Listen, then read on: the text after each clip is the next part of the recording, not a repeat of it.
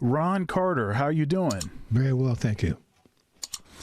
Yeah, so, I was saying this before we started rolling that, this is like a dream come true for me to even be able to talk to you, let alone be able to interview you on my platform. Well, let's see what kind of fun we can have, and not that it's so dark outside. Well, I was looking at some pictures on a friend of mine's Facebook page, Dwight Adams, and he's a great trumpet player. And apparently, the Detroit Jazz Festival, you all played together. I mean, I saw a picture of it was you and Dwight was out front playing, and he put something, this is like a dream come true. He can't believe that he's playing with. He had to pinch himself, this kind of a post. And Dwight and I have been great friends for a long time. We grew up together in Michigan. He grew up in Detroit. I grew up in Lansing area. And so that's how I know him. And then another person we know in common is Ralph Armstrong. And actually, that's him right there. Okay. It was episode 50. Oh wow! And I grew up, as a little kid, I started playing with Ralph, and he's been a mentor and very supportive and all of that. And he has a pretty good impression of you. I'm not going there. Like he can sound like you. Like he can talk the way you talk. He can do me. Yeah, he can do you. And I know that you were his teacher. What was he like as a student? I guess the general word would be precocious with no discipline. And my job was kind of show him how to be disciplined and make that precociousness lead him to a different direction. Yeah. What kind of music was playing in your household when you were growing up? When you first were aware of music, what kind of music? Primarily classical music. My grade school, elementary school teacher, I got when you're 11 years old, you're in elementary school, and she came in one day and took us to this room where she had these instruments spread on the table. She said, "I'm going to start an orchestra in this grade school, and here's some instruments that I'm going to have you play for the orchestra. Just walk up and pick one that you think you like, and we'll make it work." That's basically what she was saying to us. And this is a elderly white person and all these black kids, man. She's way ahead of her time. And we didn't know she was either. So the cello seemed to be what I was interested in, given the choices that were there. And she got me a teacher, and my parents were able to afford the lessons I needed. And as I got better, my teachers were sensitive enough to my talent level as it was starting to show, and they would recommend me to another teacher who was able to help someone who was better, who could teach me more of what I needed than they could teach. I went through 2 or 3 teachers as I got better, and ultimately I started to get really pretty good, and ultimately went to Cass Tech. It's a big high school in Detroit at the time, and I was really playing really well, really playing good, And I noticed that the schools at that time had these little conferences and little meetings where they wanted music in the background. And they invariably come to Cass Tech because they had a great music department. Had a great marching band, had a great concert band, had a great orchestra, had a great chorus. I mean, it's all really great high school. And I noticed that I wasn't getting the kind of calls I thought I should get because I was as good as all the non-black people were. And I noticed that the orchestra, the bass player, was going to graduate in January of 1955. And then by subtraction, I realized that if he's the only one there now, if in January he's no longer there, someone has to take his place. If I'm that guy, then they have to call me. It's kind of simple. So I told my parents I wanted to trade in my cello to get a bass. I did. Had a paper route to Detroit Free Press, and that helped pay for my bass and my lessons, and I got a scholarship to the Eastman School of Music as a bass player, where I was there from 55 through 59. That's where we are right now. To give your answer a little more clarity for your first question. Yeah. So, what is it about music, and in particular improvised music, that sort of catches your attention? Like, what about it is inspires you? Well, I think the several things are involved with that, you know. And as a bass player, it's even for me, a little more complicated. When people think of improvising, they think of the guy who solos his brains out all night, you know. And that's clearly one view of what the music represents, you know. As a bass player, I don't look at that as what I'm interested in doing. I do it because it's part of what I do. I'm more interested in being the guy in the back who was physically in the back, but musically in the front. I think the bass, as I said in my book, is the quarterback of every band. And I like to think that if bass players understood the power of their note, and I don't mean the violence of it, I don't mean that kind of power. They knew the presence. They knew what effect their note had on anyone who was listening to them, play with them. And the bass player understood that each note contained 4 or 5 elements for every note. They would probably focus less on soloing and more on really giving the band a harmony lesson every night. That's what I enjoy doing. You know, I'm known to go to the gig and say, hey man, if I don't solo for a year with your band, I'm fine, but I got some good notes for you. So for me, jazz is about that. It's not about the pink light on the solo and now we're featuring the bass player. It really isn't that's part of my groups because I am in fact the leader. But I'm playing time all the time. And I like to think that one of the things that jazz means to me is the ability to find the notes you hear at the right time that causes everyone in your environment to pay attention to that note and the next ones to follow.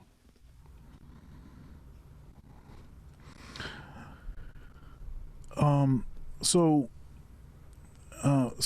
I was on your website, and there's a certificate at the top that says Guinness World Records, and the most recorded jazz bassist is Ron Carter, with, what does it say, 2,221 individual recording credits, and it was as verified on September 15th of 2015. That is that's quite incredible. Well, I'm a little embarrassed because it's about 200 more than that now, you know. Doing further research, my friend insists on making the number higher, and I just kind of shake my head and ask him what's wrong with him. But yeah, that's official. One of the questions I'm very careful how I answer is, what is my favorite record? And one of the reasons I answer that very generally and non-specifically is that the fact of the matter is, Sean, is that I treat every record day like a free lesson. And I've learned something from all those records I've done, even the ones that are not a part of that 2,251 list. You know, they're all a chance for me to grow. If it wasn't the music, it was a chance to hear myself in the studio to make my physical adjustments. If it wasn't that, I could experiment with pickups or strings or concepts or endurance or patience. They all offer me a way to get better at what it is I think I want to get better at, what I need to get better at. So I'm backing into your answer, so to speak.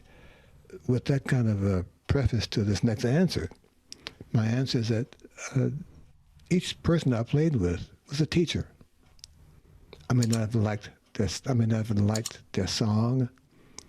I may have thought they didn't understand what the key did to the bass, theoretically. I may not have liked that they played too many choruses or that they didn't know the real tune themselves. They didn't really know the melody. Thank you so much for watching my video so far. If you'd like to support, there are several ways to do so below. Also, likes are free. Please comment, share, and subscribe. Now back to the video. You know, or they hadn't thought the programs through, or all these things we could pick out from a guy who's the band leader, in this case, who doesn't help you get better by his lack of preparation, for example. You know, he turns around and says, "Hey man, what do you want to play next?" Well, it's your job. What do you want to play next? You know, you've been there before, and it's really tough to have an answer that doesn't sound snide or what a dumb thing to ask me kind of question in the middle of the set, you know? So, and I'm still backing into your answer. All those band leaders, on and off the record, so to speak, figuratively and literally, offer me a chance to understand what it is to be a leader and what some of the attributes that make a leader really a leader. What is the leader to do to make the sidemen follow him anywhere? What leader is going to say, wait a minute, this guy's got some good notes. What the hell is that all about? Show him what that is. Can you do that again? What kind of chord is that? What happened to the form? I've had band leaders turn around and say, hey man, am I sharp or flat? That lets me know two things, that they're really paying attention to me. And part of their focus right now is, am I in tune? Literally in tune. Some guys don't ask me that. I assume that they know where they are and they won't need my help. Hey, look, that's okay. There are other things they can't ask me if they aren't embarrassed. You know, one of my favorite Miles Davis stories is that we were playing Autumn Leaves one night, and the last chord is generally G minor, going back to the top C minor. One night I got tired of that chord, man. So my last note of the bar was a B natural, which makes it a G dominant 7 going to the top C minor. Yeah. And Miles came back, after the solo, he came back and pulled my coat. He said, what's that note? I said, B natural, man. Mix it a G7 and don't talk to me because I can't play at the same time. And he never asked me anything after that. But he was listening to me. And he hears this note come out of nowhere after not hearing that note for how many times we played that song? 8 or 9 times before this one particular time he noticed this one note standing out there. That's my job, Sean. My job is to get their attention. And I've been rightfully accused of playing some strange notes. Yes, that's my other job. This is a history lesson. This is a harmony lesson, guys. Get your pencil in your mind, get your blackboard out, and put these changes down because they're coming back to you again. Not 165. No, here's something else. Here's a 1 flat 3 flat 6. You know, here's a 7th chord with that 7 in the bass resolved incorrectly. Stuff. You know, and the gigs I enjoy most is when I get the right note. That's on me. That's my job. And when I see them responding to what someone would call a wrong note, except to this band leader of this particular group, that means I'm on the right track of finding a new way to reharmonize the melody. Or my rhythm makes a new impact on where the form of the tune is nailed in place by a figure I played. Or my volume. If I'm not trying to make the walls and the curtains dance like this behind the bass note, you know? They hear me that way, they see, oh, are you okay? I say, I'm fine. I'm just trying to lower the volume a little bit. You know? I want to be the control of everything. I can. And if I have their attention, we'll have a great time. Having said that, your initial question was, what happens basically when the horn player plays too long? That happens when I haven't done my job. I haven't been able to command his attention. If he listens to my line, and listens to my bass line, because I think the bass line is a complementary story to his story. If he hears my story, he will know when I think we've had enough. You know, one of the things I've always objected to, Sean, is when I'm playing a solo and the horn player comes in when he thinks I've had enough. I'm sure that's happened to you. And you didn't have a smile. You want to take him outside and wring his neck, you know? And I've been on the call. I said, wait a minute. No, why did you do that? You know, well, I thought the tune was too long, and I thought, yeah, wait, okay, let's do this, band leader. The next set, When we play the next tune, whatever it is, if I think you played enough, I'll just stop. Then you look around and say, hey man, why you stop? Or some words that are not so nice. And I'll say, well, gee, I thought you had enough. I had enough. And it's how that feels. It's that kind of response, the kind of respect I'm demanding from those horn players. And sometimes I don't get it. Sometimes maybe I'm not supposed to get it from those guys and gals. Okay, I do my best to earn it. And if they don't hear, they don't feel it, then if they don't call me back, I think they're missing a chance to get better. So I'm a horn player. You know, I played saxophone first, and I guess over the last 15 years I've been playing bass also. But when I started playing bass, I started to realize certain things, likely about maybe how I could have been making a bass player feel when I started playing bass. Well, one of the things is a horn player gets to take a break. So the horn player plays the melody, maybe takes, you know, some courses, and then while other people are playing, you know, then you can be a space cadet. You know, you're thinking about, hey, I'm kind of hungry, and you know, I could use a hamburger right now, you know, or what, that kind of thing. But the rhythm section players, in particular, the bass player, doesn't get that chance to be a space cadet. You have to be focused and paying attention the whole time. And one thing I feel like it taught me playing bass is focus and endurance with respect to focus. You know, longer periods of focus, you know, and actually paying better attention to the other stuff that was going on around me. But one thing I wanted to ask you is, I want to ask you about what is it that you practice? What kinds of things that you practice? And do you have like a particular, do you have a particular routine, like you know, you warm up for a certain period of time and then you get into maybe etudes or exercises or whatever? I'm just curious about that. You know, one of the things that jazz musicians do that no one understands or appreciates is that environment prohibits warming up to the gig. Mm-hmm.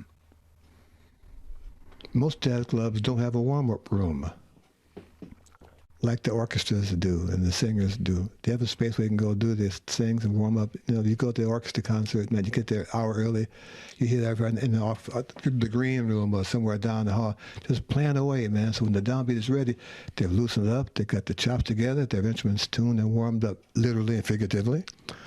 The jazz player walks 5 blocks from the parking lot to the gig, carrying the bass in the rain or the sleet or the snow, gets into the club, puts his wet bag under the piano because there's no room for it, hangs his coat on the nearest hook on the bandstand, and goes to speed, playing the first tune this fast. Yeah.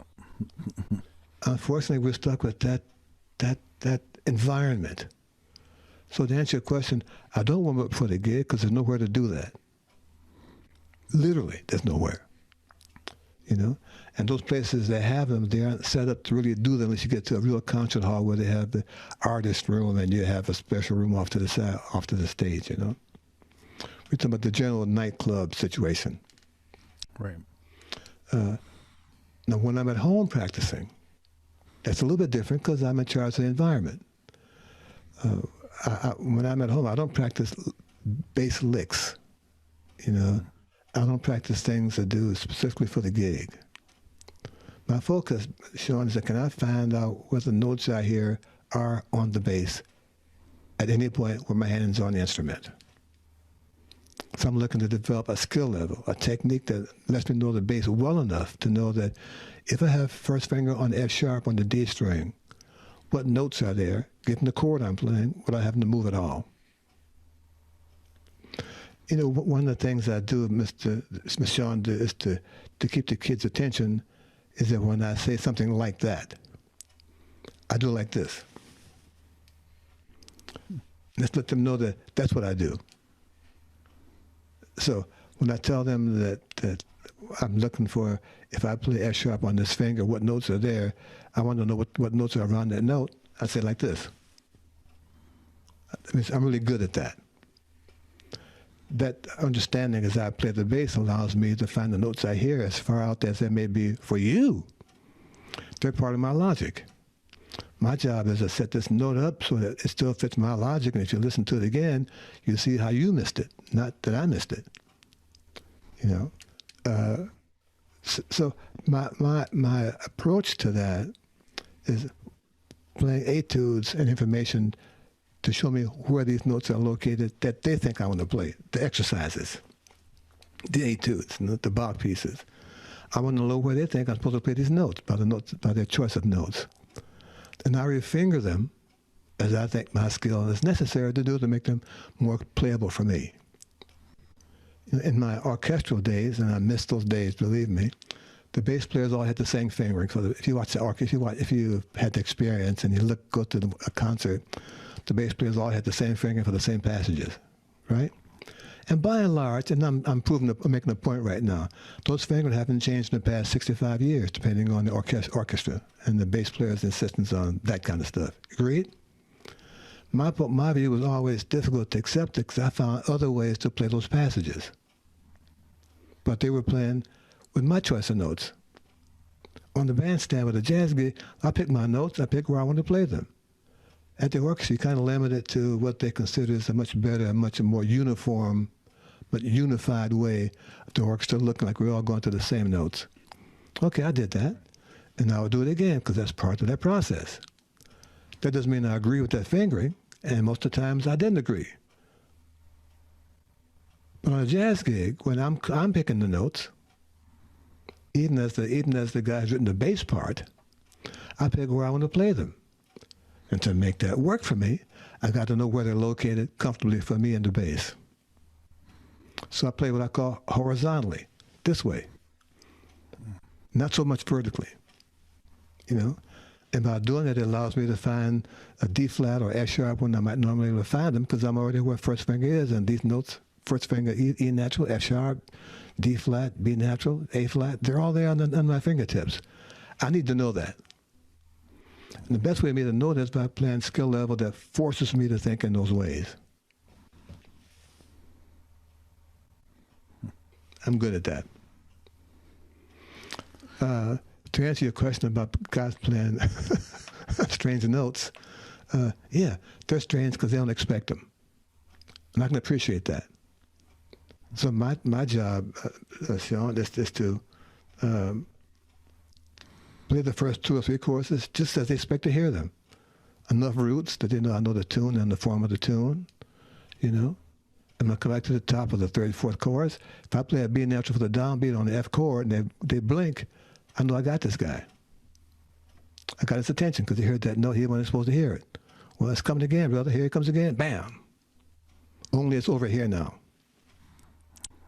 And I've had guys come a year later and say, man, I didn't understand that note last year. I say, well, you should have asked me. I would have told you. That. And you know, I may have made some enemies. Music does that. People get embarrassed. That's their embarrassment. It's not mine. I'm doing my job. My job is to inspire you. My job is not to allow that play the solo you played last night. And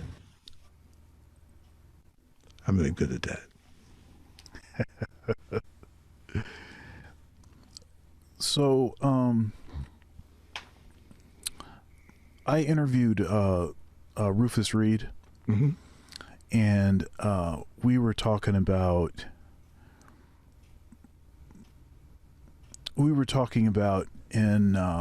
so for instance, like in box writing, where there sort of emerges this sort of equality of voices, you know, where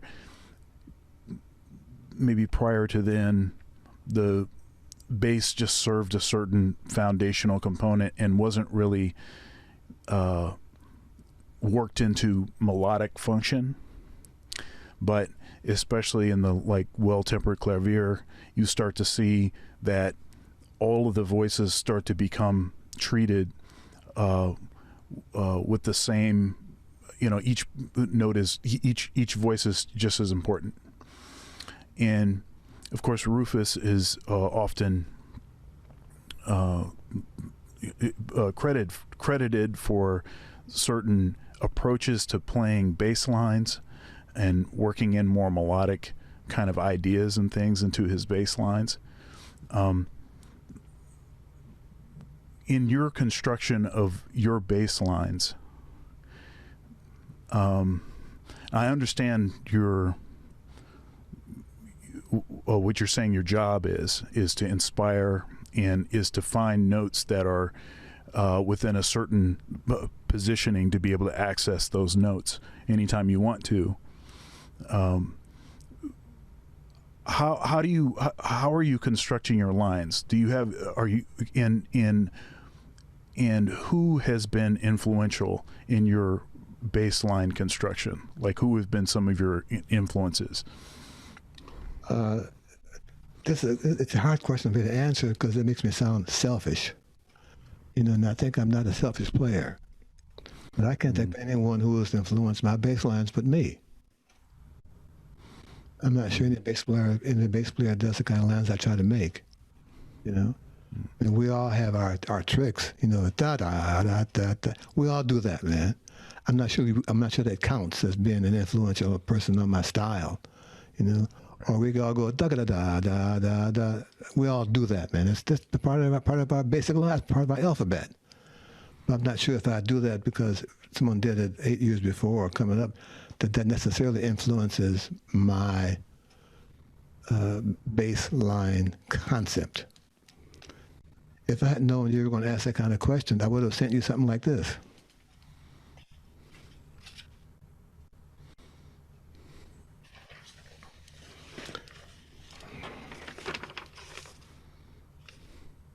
Now this I got rhythm changes, and okay. These dots show you all the notes that you could play per beat. Right. And I have my students connect these dots to make a bass line, only using chord tones, and only quarter notes, and only, in this case, half and first position. I see. I'm going to do this until they get it right, until I decide they're getting it right. I'm not trying to make them make a choice of notes. I'm trying to show them how many choices that they have. Right. So, in other words, if they take the B flat, F, B flat, D, B flat, you have six notes per beat in that measure. When guys say B flat, D, F, Sean, that's all they see, B flat, D, F. Like you. And I mean, you're the student right now. When I see that, I say B flat, D, F, B flat, D, all for the first beat. So I have 6 note choices per beat. 6, 7, 4 is how much? 24? Yes. That's my number of note choices in that first measure, just with quarter notes, and only chord tones. Right. So the choices we have, man, are infinite. Yeah. But you need a format, or you need a plan, you need a system to help you see what the choices are. I mean, I think that you can only be inspirational so far.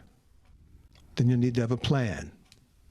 I mean, if the same alto player is going to play 95 choruses or hits the 4th alto solo for the night, I'm not sure you can keep going do do do do do do do do do do do do do do. I'm not sure you're going to be able to do that. Get away with it, man.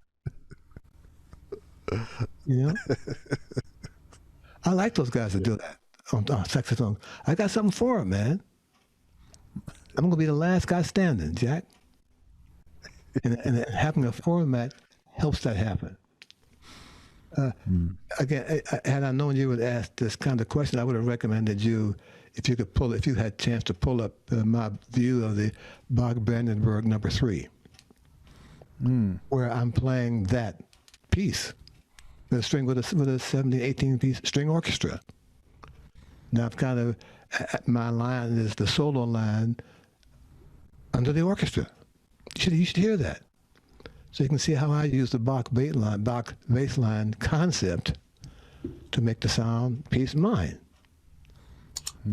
Bach Brandenburg number 3 on the YouTube. Yeah, I'm definitely going to check that out.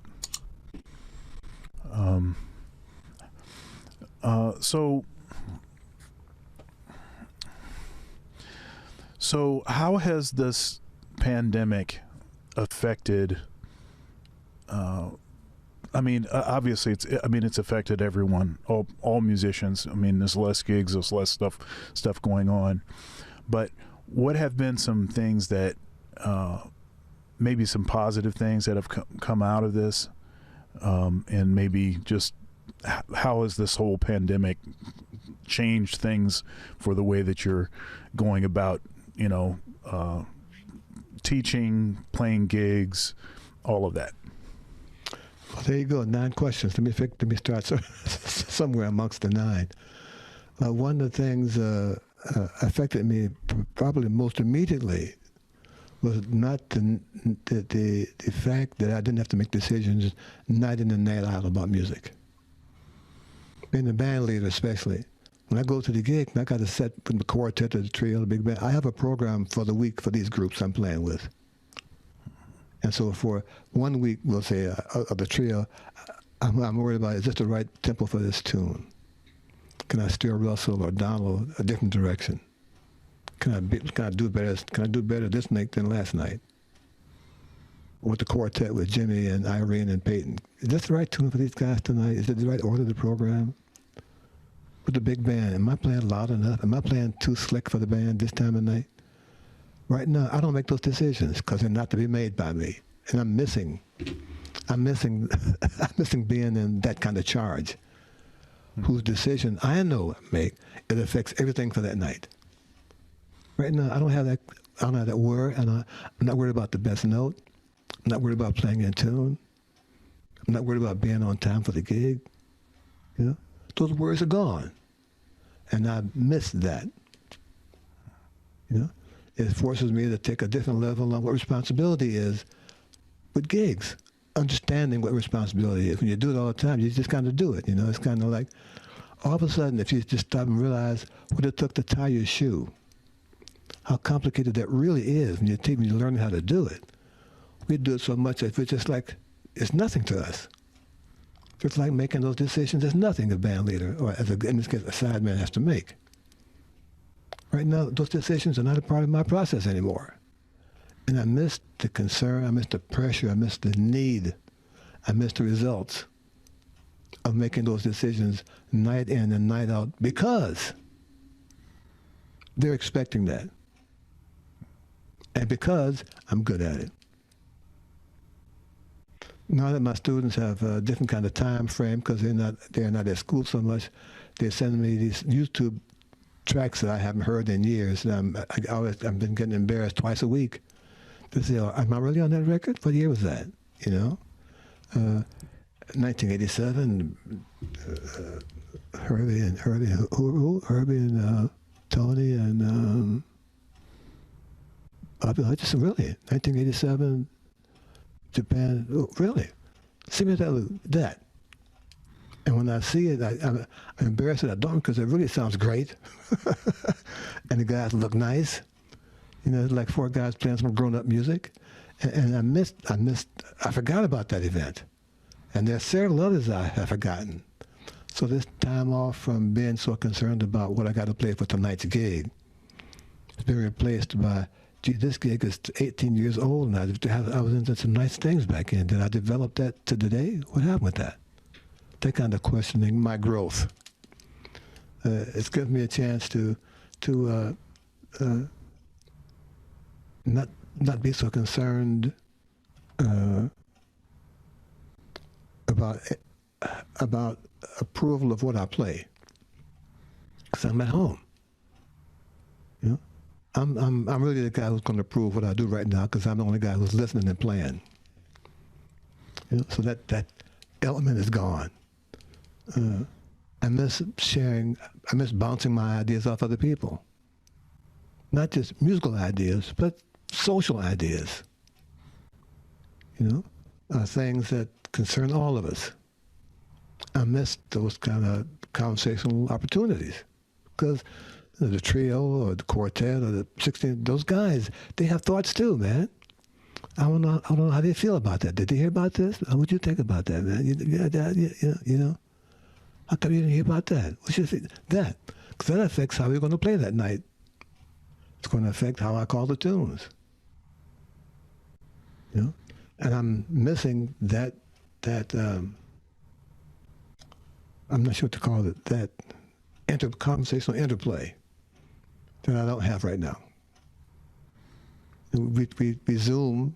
I try to Zoom once a month because I want to see those guys and talk with them and see how they're doing. The general man-to-man, band leader side, friend-to-friend conversation because I want to know how they're doing as they want to know how I'm doing. You know? So we miss that conversational exchange. You know? And that has taught me how important that is and how readily we do it without understanding that we really do it. I miss seeing someone respond to what we play. When someone said, "Oh man, how did he do that?" I miss that kind of response, whether it's a band member or someone in the audience. In my house, I'm saying, "Oh yeah, right." I'm rolling my eyes and say, "Oh, not again." That, you know, okay, I can do that for another. What? Did this intermission be going on until August? That, you know. Yeah, you know, the playing for an audience. You know, so the reason I started this interview series, and so you are episode 114. Oh wow! I started these in March, and almost a year. 2020, right when the bottom fell out, and we knew that nothing was going to be the same, right? I was like, well, I'm gonna miss my friends. I'm gonna miss, you know, and it's not just the notes that are played. It's not just what happens on the bandstand, the music. It's like the turning around and the little jokes and stuff that get told, all of the inside, you know. Inside humor. Yeah. All of that stuff, and, you know, the stuff that, you know, making those decisions about what the set list is going to be, like you were discussing, and, you know, and having to make those like kind of last minute tweaks and changes to stuff. You know, I miss all that stuff, you know. And so I was like, man, what's a way that I can still have some of these conversations with people that I admire, respect, and, you know, play music with, and it's kind of turned into its own thing, you know, and I'm just kind of going where it's leading. But it's been at least a way to try to stay connected with folks. But playing for an audience and getting that response from the audience, that's like the drug. I can't, you know, and playing, you know, doing a pre-recorded concert, I'm not complaining. I'm glad that we have the opportunity to still play sometimes, even though there isn't an audience. But playing a pre-recorded concert, it's just not it's just, you know, it's just not the same. Yeah. Okay. You know, there was some thought before this intermission, I'll call it, lasted this long, that streaming would be a way to help the industry survive, and that when we got back to more like the good old days, that streaming will still be a part of it. And I think that's a mistake I think it's not going to happen. I think the jazz community is not geared to sitting at home and hearing streamed concerts all night or whenever they can. You know, I think that they are also part of the music scene.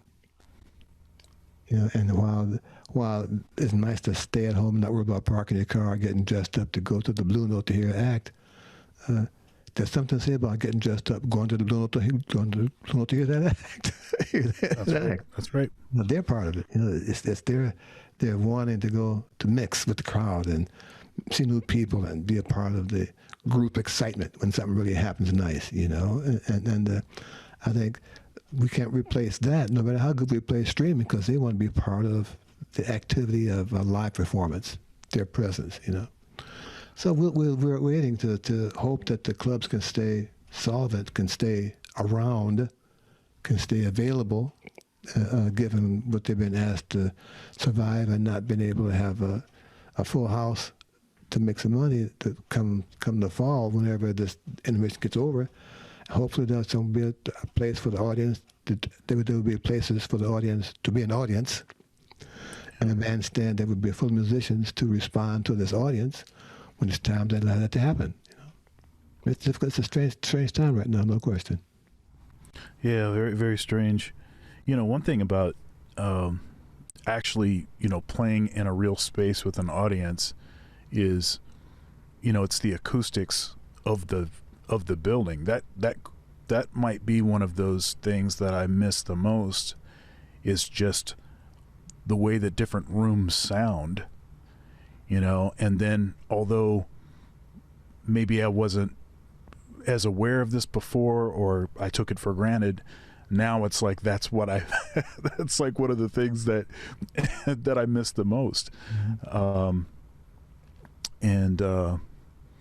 Yeah, that's tough. Oh, by the way, Victor Wooten told me to say hello. Oh, thank you, Mr. B-Dub. Yeah, what a wonderful player, man. Really. Yeah. And a lovely man. Yeah. Yeah, he's a bad dude. That's okay. Also a beautiful, beautiful human being. Absolutely. V-Dub. Yeah. All right. So we were talking about the pandemic and things. Are you doing any like online lessons, teaching students? I'm teaching at Manhattan School of Music. I have 5 students with them starting again this month. I guess it's February when school starts. Mm-hmm. And I have 5 non-Manhattan school students. Yeah, I've been teaching for a long time, and I'm learning how to do it better online. You know, I'm accepting certain things that I found just unacceptable, like the students' Wi-Fi no longer functioning, for example. You know, the image freezing or the sound not being okay. There's nothing they can do about that. You know, or having a lesson and the dog starts barking. You know, it's the stuff that makes your concentration. And while I understand that, I've worked myself into the place where that's the environment that they're playing, and how difficult it is for them to play that, not just for me to have a lesson. So I've kind of understood really what they're going through to be productive at this lesson, knowing that the practice times are disrupted by the dog barking and they're doing the errands to go to the store and take out the garbage. Yeah, okay, so I'm understanding that. So my solution is to give them one less etude that they're responsible for.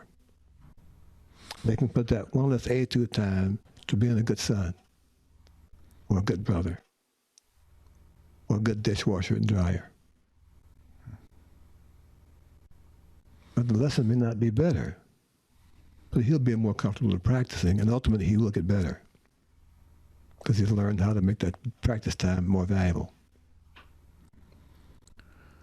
You know, something I've been concerned about with students, with my students, is just mental health. You know, it's just not, you know, human beings are social creatures, and you know, there's that saying, that thing that Miles said, you know, don't call it jazz, you know, it's social music, you know, call it social music. And that sort of being able to get out and make friends around the music, and, you know, using each concert, each jam session as it's like a bonding thing. It's like you know, people just getting out and, yeah. So I'm concerned about students, but even prior to the pandemic, it seems like the younger, you know, the younger generations, it seems like they are increasingly sort of less kind of connected with other musicians. You know, yeah, you have to be connected when you play a gig together, but because of YouTube, it seems like a lot of the listening and watching, you know, concerts and stuff is, like I said, it's watching concerts and not actually going to a concert. Or even when listening to music, it doesn't seem like there's a lot of, okay, I just bought this record, hey, let's get a pizza, and then all of us are going to get together and listen to it. It doesn't seem like there is much of that.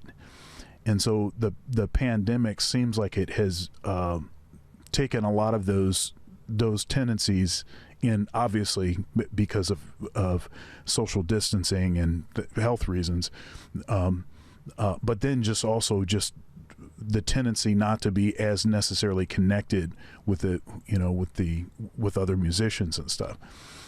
I mean, do you get the sense that your students are maybe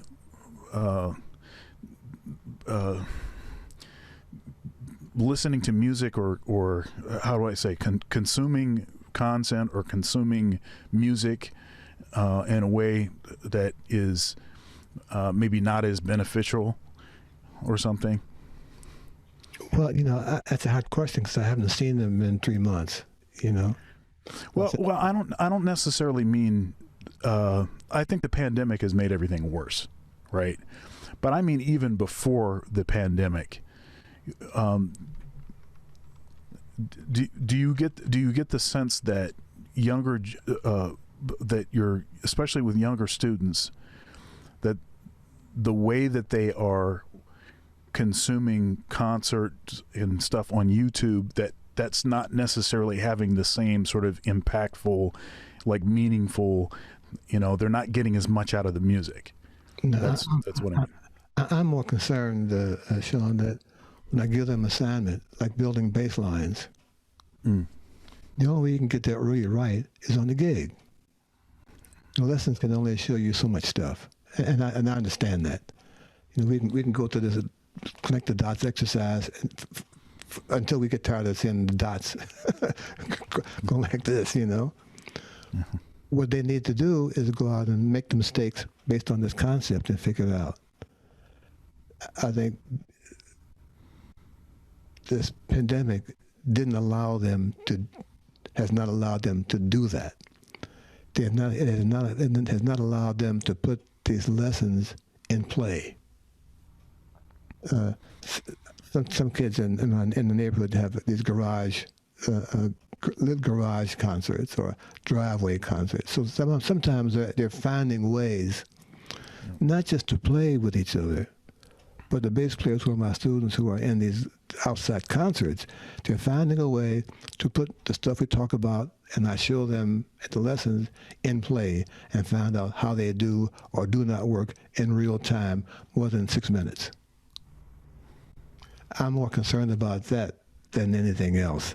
Of course, groups are necessary, man, and the camaraderie and making decisions and hanging. Yeah, I'm okay. That's what music is. That's the workshop, the bandstand.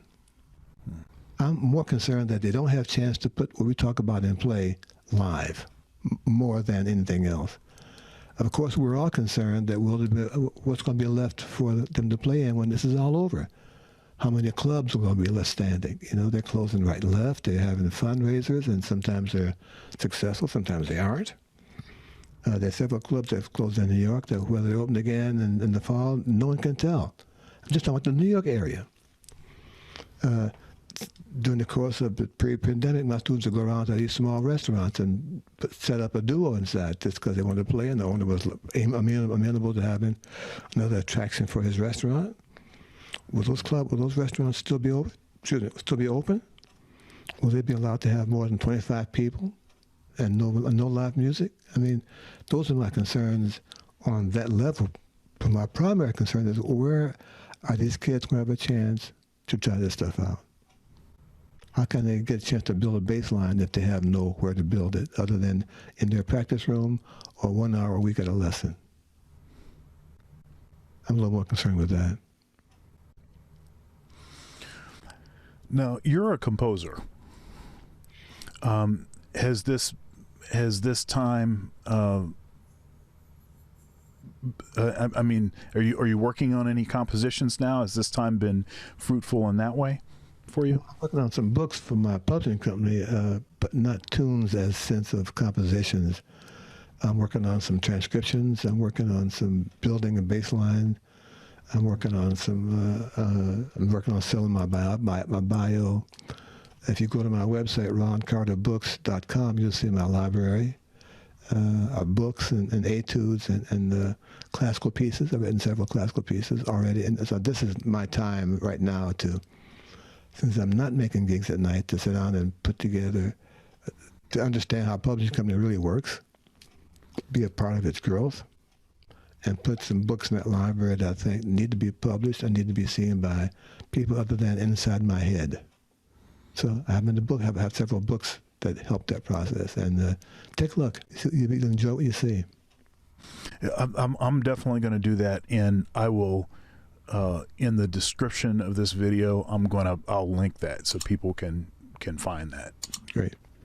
All right, now, well, my friend, and I'm sure I'll see you in the club next time you say hello and ask me, do I really mean that when I see you again? All right, now. God bless you. Thank you.